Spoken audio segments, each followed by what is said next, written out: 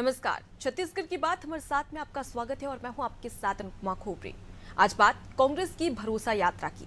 छत्तीसगढ़ में दोबारा सत्ता में आने के लिए कांग्रेस भी भाजपा की परिवर्तन यात्रा के मुकाबले भरोसा यात्रा निकालने जा रही है।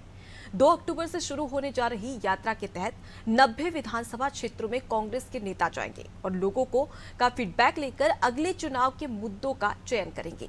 जनता की मांग के अनुसार अलग विधानसभा क्षेत्र में नेताओं का दौरा चलेगा। इस दौरान प्रदेश स्तर के बाद जिला चुनाव अभियान समिति भी बनाई जाएगी, जिसका जिला स्तर पर विस्तार करके फीडबैक लिया जाएगा।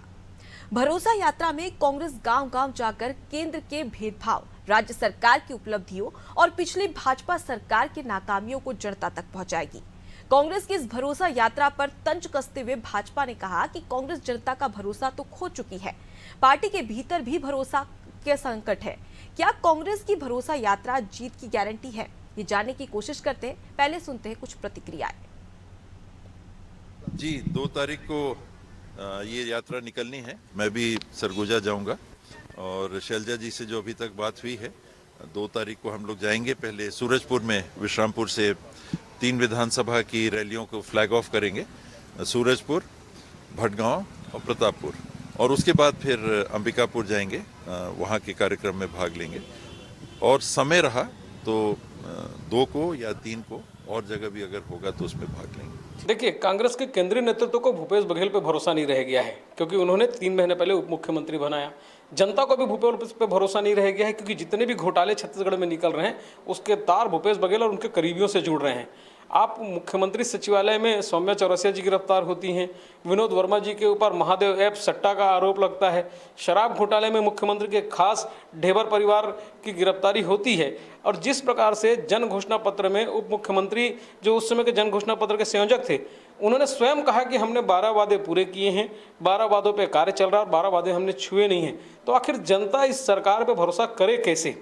सरकार जगह जगह भरोसे का सम्मेलन इसलिए चालू कर रही है क्योंकि वो जान चुकी है कि जनता उन पे भरोसा खो चुकी। तो 2 अक्टूबर से कांग्रेस की भरोसा यात्रा शुरू होने वाली है और 30 सितंबर को यानी कि कल बीजेपी की परिवर्तन यात्रा समाप्त होने वाली है, जहां प्रधानमंत्री भी पहुंचेंगे। ऐसे में इन यात्राओं का कितना असर जनता पर पड़ता है और क्या इस भरोसा की यात्रा से जनता का भरोसा कांग्रेस जीतने में कामयाब साबित होगी?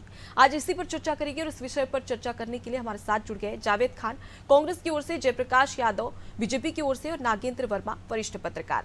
आप सभी मेहमानों का बहुत स्वागत है नादी टीवी में। नागेंद्र जी, मैं सबसे पहले आपका रुख करूंगी। राजनीति में अगर देख लिया जाए तो विचारधारा और सिद्धांतों की लड़ाई खत्म हो चुकी है। जनता का कब कहां पर कौन भरोसा तोड़ जाए, इसका कोई भरोसा नहीं है। ऐसे में जनता किस पर भरोसा करे? देखिए, जनता के सामने अब यही सारी चीजें हैं कि वो चुनाव के समय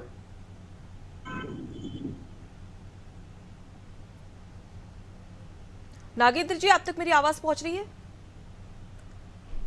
तो देखिए, भरोसा की यात्रा कांग्रेस की ओर से निकाली जा रही है, लेकिन सवाल यही कि आखिर जनता किस पर भरोसा करेगी? जी नागेंद्र जी। नागेंद्र जी, राजनीति में अगर हम बात करें विचारधारा और सिद्धांतों की, तो वो लगभग खत्म हो चुकी है। ऐसे में जनता का विश्वास किस पर होगा? चुनाव के समय में तमाम राजनीतिक दल जो है मतदाताओं को लुभाने के लिए तरह तरह की बातें करते हैं और हम देखते आ रहे हैं लगातार कि ये जो यात्राएं हैं वो एक तरीके से भीड़ इकट्ठे करने की एक बात होती है, जिसमें क्योंकि हम ये मानते हैं कि आज के समय में जो मतदाता है वो अब विवेकपूर्ण निर्णय लेने में सक्षम हो चुका है, क्योंकि सारी चीजें जो है पारदर्शी हो गई है, लोगों को अपने वोटों की कीमत समझ में आ रही है। लेकिन अगर हम देखें कि जनता जो है वो देखती है कि कौन सा राजनीतिक दल किस तरीके से प्रतिबद्ध है उनके विकास कार्यों को और जनता के से जुड़े हुए मुद्दों से सरोकार रखते हुए उस पर काम करने के लिए, तो वो कहीं ना कहीं इसका एक असर तो रहता है। और हम ये भी देख पा रहे हैं कि आज के दौर में चुनाव का जब समय आता है तो तमाम इस तरीके की यात्राएं भी निकलती हैं, सभाएं भी होती हैं और उसमें आम मतदाता, आम जनता जो है नेताओं को सुनना चाहती है, समझना चाहती है, राजनीतिक दलों के उनके मंतव्य क्या है, भविष्य की योजनाएं क्या है, इन सब चीज को लेके। तो उसी के सिलसिले में अभी हमने देखा कि भाजपा ने भी यात्राएं निकाली, परिवर्तन यात्रा, जिसमें उन्होंने तमाम सरकार की नाकामियों पे बात की कि राज्य सरकार ने ये नहीं किया, वो नहीं किया, और उन्होंने पुराने वायदों को भी पूरे नहीं किए जो उन्होंने पिछले चुनाव के समय घोषणा करी थी। अब जवाब में जो हम देख पा रहे हैं कि कांग्रेस जो है वो भरोसा यात्रा निकाल रही है। उसने कहा कि हमने जो वादे किए थे उसको पूरा करने का तमाम प्रयास किया और लगातार अभी तक हम वो उस पर काम कर रहे हैं। और मुझे लगता है कि चूंकि प्रदेश के मुख्यमंत्री कृषक परिवार से आते हैं और किसानों की समस्याओं को लेके वो समझते हैं, तो इस भरोसा यात्रा में सबसे बड़ा मास्टर स्ट्रोक उनका वही होगा जो उन्होंने 20 क्विंटल चुनाव, अभी धान खरीदी की बात करी है कुछ दिन पहले, तो वो इस चुनाव में आम मतदाताओं का वोट कहीं ना कहीं खास तौर पर ग्रामीण क्षेत्रों में। और दूसरी बात ये मान के चलिए कि छत्तीसगढ़ में हर व्यक्ति जो किसी भी व्यवसाय में जुड़ा हो, कहीं ना कहीं से उसका अपरोक्ष रूप से भी खेती से संबंध है ही। और धान का जो रकबा है उसके फसल को सही मूल्य मिल जाए, ये उस पर एक भरोसे की बात आ रही है, ये बहुत महत्वपूर्ण है। जी ठीक है, मैं जावेद जी का रुख करती हूँ। जावेद जी, आप भरोसा यात्रा निकाल रहे हैं, ऐसे में जनता आपके किस भरोसे पर भरोसा करे? वादा खिलाफी, भ्रष्टाचार, आंदोलन, प्रदर्शन, इस पर भरोसा करें या आने वाले समय में आप वादों की बौछार लगाने वाले हैं, इस पर भरोसा करें? नमस्कार अनुपमा जी, और आपको, आपके सभी दर्शकों को मेरा नमस्कार। देखिए, छत्तीसगढ़ में जब 2018 में कांग्रेस की सरकार बनी तो जिस तरह से महात्मा गांधी जी कहते थे, और जो सत्य है कि भारत जो है उसका दिल गांव में बसता है, तो हमारी सरकार ने, भूपेश बघेल जी ने सबसे पहला कदम अगर हमारी सरकार ने उठाया तो ग्रामीण भारत की ओर उठाया, ग्रामीण छत्तीसगढ़ की ओर उठाया। और सबसे पहले हमने जो कर्ज माफ किया, और उसके बाद में लगातार, जो कि छत्तीसगढ़ को धान का कटोरा कहा जाता था, लेकिन पिछले 15 साल में रमन सिंह जी की सरकार ने उस धान के कटोरे को खाली कर दिया था, उसे भरने का कार्य हमने किया। हमने छत्तीसगढ़ के कृषकों को मजबूत किया, और जब छत्तीसगढ़ का कृषक मजबूत हुआ तो पूरा प्रदेश मजबूत हुआ। यदि आप देखेंगे, कोरोना काल में जहां पूरा देश में आर्थिक संकट था, लेकिन छत्तीसगढ़ के लोग आर्थिक संकट से नहीं जूझ रहे थे। क्यों? क्योंकि छत्तीसगढ़ का कृषक मजबूत था, तो छत्तीसगढ़ का व्यापार भी मजबूत हुआ, छत्तीसगढ़ का व्यक्ति भी मजबूत हुआ। अब मैं आता हूं भरोसा यात्रा पर। देखिए, हमने 5 साल में जो कार्य किए उसे हम लेकर के जनता के बीच जा रहे हैं, और वो हमारे कार्यों पे हम चुनाव लड़ेंगे। हम किसी भी घोषणा पे और किसी भी जुमले पे चुनाव लड़ने नहीं जा रहे हैं। हमने 4.5 साल में जो किया है उस पे चुनाव लड़ेंगे। कुछ आंकड़े हैं, मैं आपको गिनाना चाहता हूं। सबसे पहले तो हमने न्याय योजना के अंतर्गत 2.25 लाख करोड़ रुपए सीधे लोगों के खाते में पहुंचाए हैं। इसमें कोई बिचौलिया नहीं, कोई बीच वाला नहीं, सीधा उनके खातों में गया है। हमने युवा मितान के 132 करोड़ रुपए युवा मितान को दिए हैं। हमने 758 करोड़ रुपए मजदूरों को भुगतान किया है। हमने प्रदेश के 2.65 लाख से अधिक बच्चों को कुपोषण मुक्त किया है। और जब छत्तीसगढ़ में हमारी सरकार बनी थी, उससे पहले छत्तीसगढ़ में अपराध का अगर आप दर देखेंगे तो छत्तीसगढ़ 5वें स्थान पे था। एनसीआरबी की रिपोर्ट है। आज छत्तीसगढ़ कहाँ है? 12वें स्थान पे है। तो हमने अपराध भी कम करने का कार्य किया है। उसके अलावा हमने 40 लाख लोगों को गरीबी रेखा से बाहर लाने का कार्य किया है, और हर वर्ग के लिए हमने कार्य किया है। तो हम उसको लेकर के जा रहे हैं। अब मैं अंतिम बात पे आता हूं, परिवर्तन यात्रा पे। देखिए, भारतीय जनता पार्टी परिवर्तन यात्रा लेकर के निकली। किस बात की परिवर्तन यात्रा? 2500 रुपए समर्थन मूल्य धान की परिवर्तन यात्रा करना चाहते हैं, या 20 कुंटल जो प्रति एकड़ का खरीदी हम करने वाले हैं उसका परिवर्तन यात्रा करना चाहते हैं, या बेरोजगारी दर आज सबसे कम है छत्तीसगढ़ में उसकी परिवर्तन करना चाहते हैं, या जो 2 जिले से 18 जिलों तक नक्सलवाद पहुंच गया था उसे समेट करके वापस हम 2 जिले से और 6 प्रदेश के क्षेत्र से बाहर निकाल रहे, उसका परिवर्तन करना चाहते हैं। इनकी परिवर्तन यात्रा पूरी तरह से फ्लॉप हो गई, पहली बात तो। और सबसे बड़ी बात, ये सनातन की बात करते हैं, और इनके गृह मंत्री अमित शाह जी ने बस्तर की आराध्य देवी मां दंतेश्वरी को पीठ दिखाने का कार्य किया। उन्होंने परिवर्तन यात्रा की शुरुआत में उन्होंने आने का अपना प्रोटोकॉल जारी करके वो नहीं आए, कारण क्योंकि वहां पर भीड़ नहीं थी, वहां लोग नहीं थे, और यही हाल पूरे प्रदेश में हुआ। परिवर्तन यात्रा आई गई, किसी को पता नहीं चला। ये तो आप मीडिया वाले हैं जो एक परिवर्तन यात्रा का विषय बना करके इसे हमें डिबेट पे बुला रहे हैं। वैसे अगर प्रदेश में देखेंगे तो प्रदेश का कोई नागरिक लेकिन परिवर्तन कल तो यात्रा का जावेद जी, चर्चा भी नहीं लेकिन कर रहा कल तो है। प्रधानमंत्री आने वाले हैं, उस पर क्या करेंगे? परिवर्तन यात्रा का समापन करने के लिए प्रधानमंत्री आ रहे हैं। देखिए, प्रधानमंत्री जी पिछली बार भी अभी कुछ दिन पहले आए थे, 6,000 करोड़ रुपए की घोषणाएं करके गए। लेकिन मैं हमारे भारतीय जनता पार्टी के प्रवक्ता से भी पूछता हूं और पूरा प्रदेश पूछ रहा है, इससे पहले भी प्रधानमंत्री जब जब आए वो घोषणा करके गए, वो घोषणा कितना धरातल पे उतरी। 2015 में वो आकर के दिल्ली राजहरा जगदलपुर रेल मार्ग के लिए हरी झंडी दिखा करके गए थे और उन्होंने मंच से कहा था कि 2021 तक ये रेल मार्ग बन के तैयार हो जाएगा। लेकिन आज दिनांक तक वो रेल मार्ग बन के तैयार नहीं हुआ है। तो केवल प्रधानमंत्री जी की घोषणाएं हैं। देखिए, छत्तीसगढ़ में प्रधानमंत्री जी का कोई जादू नहीं है, उनकी हवा निकल चुकी। उनके गुजरात मॉडल की हवा निकालने का कार्य तो छत्तीसगढ़ मॉडल, भूपेश बघेल जी का मॉडल, राहुल गांधी जी का मॉडल ने कर दिया है। ठीक है, मैं जयप्रकाश जी का रुख करती हूँ।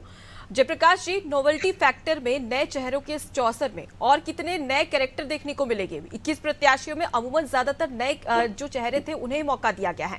अब यहाँ पर अगर देख लिया जाए तो गृह मंत्री कल ही बैठक करके गए, अब 69 सीटों पर भी जल्द ही अपने प्रत्याशियों का चयन हो जाएगा। अब ऐसे में यहाँ पर और कितने नए कैरेक्टर देखने को मिलेंगे? देखिए, जिन सीटों पर जिताऊ उम्मीदवार हैं वहां पर निश्चित रूप से युवाओं पर और नए चेहरों पर भरोसा किया जाएगा। जीत का पैमाना ही टिकट का जो है वो पात्रता तय करेगा।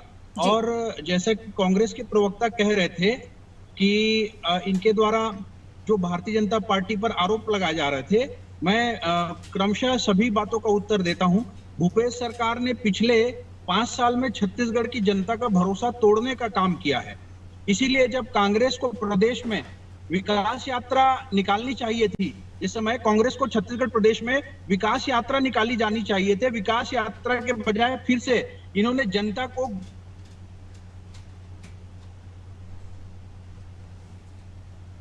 जयप्रकाश जी, आपकी आवाज नहीं आ रही है। चलिए ठीक है, मैं सीधा रुक कर लेती हूँ जावेद जी का। जावेद जी, आपके भरोसा यात्रा पर जो आप भरोसा यात्रा निकाल रहे हैं, इस पर कहीं ना कहीं बीजेपी एक प्रश्न चिन्ह लगा रही है। कह रही है कि सीएम भूपेश बघेल पर जनता का भरोसा हट चुका है, इसीलिए भरोसा यात्रा निकाली जा रही है। देखिए, जब छत्तीसगढ़ में हमारी सरकार बनी और 2 साल के बाद जब कोरोना से हम बाहर निकले और छत्तीसगढ़ में सबसे कम क्षति पहुंची कोरोना की लहर से, तो पूरे प्रदेश ने एक नारा दिया, भूपेश है तो भरोसा है, और उस भरोसे को लेकर के हम आगे बढ़ रहे हैं। ये लेकिन जावेद जी, बीजेपी तो ये कहती है कि भूपेश है तो भरोसा है, लेकिन आप बीजेपी की बात कर ली जाए तो बीजेपी ये कहती है कि भूपेश है तो भ्रष्टाचार है। देखिए, भारतीय जनता पार्टी जो खुद सर से पांव तक 15 साल भ्रष्टाचार में डूबी रही, जिसके कार्यकाल में 44,000 करोड़ रुपए का शराब घोटाला हुआ, जिसके कार्यकाल में 36,000 करोड़ रुपए का नान घोटाला हुआ, जिसके कार्यकाल में पीडीएस घोटाला हुआ, जिसके कार्यकाल में खुद पूर्व मुख्यमंत्री रमन सिंह तक नहीं बचे, उनके आय से अधिक संपत्ति का मामला लगातार उठता रहता है। लाल डायरी में सीएम मैडम अभिषेक सिंह जैसा नाम आता है, और वो लोग अगर ये कहें कि छत्तीसगढ़ भ्रष्टाचार बन चुका है तो यह सिर्फ हास्यास्पद बात लगती है और छत्तीसगढ़ की जनता इसके लिए हंस रही है। दूसरी बात, ये ईडी का उपयोग कर रहे हैं देश भर में, कहीं पर भी सरकार को विचलित करने, सरकार को परेशान करने ये ईडी का उपयोग करते हैं। आज छत्तीसगढ़ की जनता इनकी ईडी पर भी विश्वास नहीं कर रही है, क्योंकि छत्तीसगढ़ की जनता जानती है, क्योंकि छत्तीसगढ़ में जो विकास कार्य हुए, छत्तीसगढ़ को 15। लेकिन जावेद जी, घोटालों के आरोप तो आपकी सरकार पर भी लगे हैं, जहां पर कहा जा रहा है कि शराब घोटाला किया गया था, ईडी की रेड लगी थी, कई सारे जो आपके रायपुर के जो महापौर हैं उन पर भी शिकंज ढाया हुआ था, ईडी वहां पहुंची थी, लगातार शराब घोटाले की बात कही जा रही थी, 2000 करोड़ का घोटाला किया गया था। देखिए, ईडी की विश्वसनीयता बची कितनी है देश में? आज ईडी की विश्वसनीयता कितनी बची है? 6% मामले में भी आज तक ईडी ने किसी को सजा नहीं दिला पाई है। ईडी का उपयोग, जिसे हम दुरुपयोग कहते हैं, और जब भारतीय जनता पार्टी के सारे संगठन निष्क्रिय हो जाते हैं तो ईडी इनका एक संगठन के रूप में, एक इकाई के रूप में जीवित होती है और बदनाम करने का कार्य करती है। आज इसीलिए छत्तीसगढ़ की जनता ईडी को भी समझ चुकी है, रमन राज को भी समझ चुकी है, अमित शाह जी को भी समझ चुकी है और जो कल आने वाले देश के प्रधानमंत्री नरेंद्र मोदी जी को समझ चुकी है। और सबसे महत्वपूर्ण बात, छत्तीसगढ़ में आज इनके पास ना तो नीति बची है, ना नेता बचा है, ना इनकी नीयत बची है। तो कुल मिलाकर के छत्तीसगढ़ में हम अपने विकास कार्यों के साथ जा रहे हैं और 75 पार के साथ फिर से छत्तीसगढ़ में हम सरकार बना रहे हैं। तो ठीक है, जयप्रकाश जी में डाका डालेंगे वो सही है? क्या बात कर रहे हैं आप? जयप्रकाश जी आपकी अरे बात भैया, आपकी जो ईडी है, ईडी जो आपकी है, ये ईडी अगर इतनी निष्पक्ष होती तो छत्तीसगढ़ में भारतीय जनता पार्टी के कार्यकाल में जो भ्रष्टाचार हुए हैं उसकी भी फाइलें लेकर के आती, उसके भी जांच करती। रमन सिंह के हाथ भी भ्रष्टाचार से रंगे हुए हैं, उन पर भी शिकंजा करती। पीडीएस घोटाला आपके कार्यकाल में भी हुआ, उस पे भी कार्यवाही करती। नान घोटाला आपके कार्यकाल में हुआ, उस पे भी कार्यवाही करती। शराब घोटाला आपके कार्यकाल में हुआ, उस पे भी कार्यवाही करती है। लेकिन भारतीय जनता पार्टी के इशारे पर ईडी आकर के खाली कांग्रेस के नेताओं को मानसिक रूप से प्रताड़ित करने का अगर कार्य कर रही है तो इसका जवाब प्रदेश की जनता बहुत अच्छे से देगी। जो आप 15 में सिमटे थे, तो आज आप 13 हैं, आप दहाई का भी आंकड़ा पूरा नहीं कर पाएंगे आने वाले चुनाव में। चलिए ठीक है। पार्टी है भ्रष्टाचार की, कांग्रेस के मुख्यमंत्री छत्तीसगढ़ में उसको आगे बढ़ा रहे हैं। गोबर के नाम पे सबसे बड़ा घोटाला करना अगर किसी ने सिखाया तो भूपेश बघेल जी ने सिखाया। युवाओं के भविष्य की हमारी गोधन की योजना तो आपके प्रधानमंत्री जो है उत्तर प्रदेश के चुनाव में चुनावी सभाओं में वो बोल चुके हैं, इससे बेहतरीन योजना कोई सी नहीं है। उत्तर प्रदेश में हमारी सरकार बनेगी तो हम गोधन योजना लेकर के आएंगे। और सबसे बड़ी बात यह है कि छत्तीसगढ़ में और पूरे देश में जिस दो चीज के नाम पर भारतीय जनता पार्टी चुनाव लड़ती थी, एक भगवान राम के नाम पर, एक गौ माता के नाम पर, ये दोनों मुद्दे भारतीय जनता पार्टी के हाथ। ठीक है जावेद जी मैं आप तक पहुंचूंगी। अब जयप्रकाश जी को अपनी बात रख लेने दीजिए। जी जयप्रकाश जी बोलिए।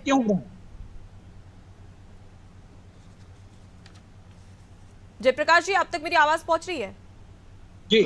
जी जिस प्रकार की कई आरोप यहाँ पर जावेद जी के द्वारा लगाए जा रहे हैं। और जयप्रकाश जी सबसे पहले अगर हम टिकट वितरण को लेकर बात कर ली जाए, आपकी परिवर्तन यात्रा के तहत बीजेपी प्रदेश में परिवर्तन तो करना चाहती है, बीजेपी के नेता प्रदेश में परिवर्तन करना चाहते हैं, लेकिन टिकट वितरण में कोई परिवर्तन नहीं करना चाहते। कई ऐसे विधायक हैं जो कि अपने राष्ट्रीय अध्यक्ष और उसके साथ ही साथ नेता प्रतिपक्ष के पास पहुंच रहे, प्रदेश अध्यक्ष के पास पहुंच रहे, कहीं उनका टिकट ना कट जाए।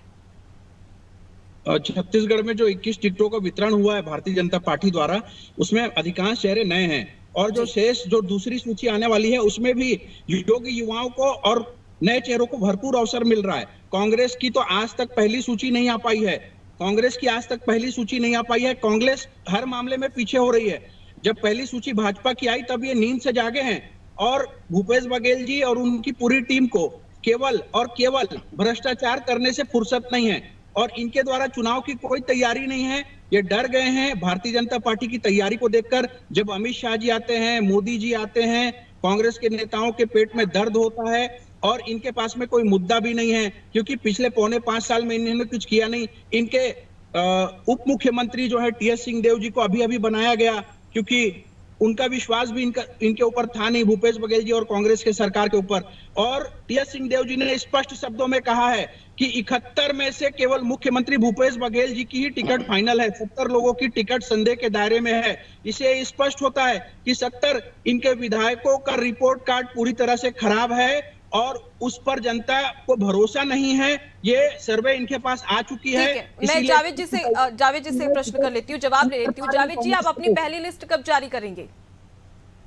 देखिए, प्रदेश में हमारे 71 विधायक हैं, हमें सिर्फ 19 जारी करना है। जब तक सूची नहीं आती तो ये 71 तो हमारे विधायक ही अगले चुनाव के लिए भी प्रत्याशी हैं, इसमें कोई शंका नहीं होनी चाहिए भारतीय जनता पार्टी को। हमें तो 19 ही जारी करनी है।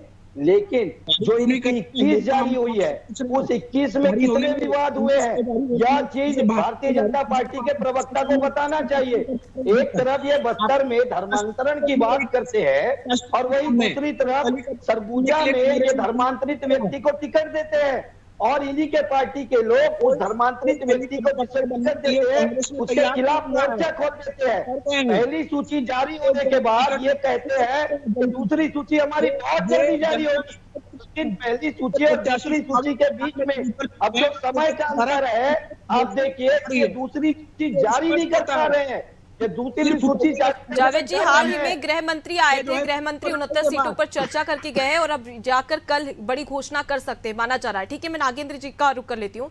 नागेंद्र जी, बिलासपुर में कल प्रधानमंत्री नरेंद्र मोदी परिवर्तन यात्रा का समापन करने वाले हैं। बिलासपुर की विधानसभा सीटों की बात कर ली जाए तो यहाँ पर 25 सीटें और 2018 में बीजेपी के पास में मात्र 7 सीटें ही पहुंच पाई थी।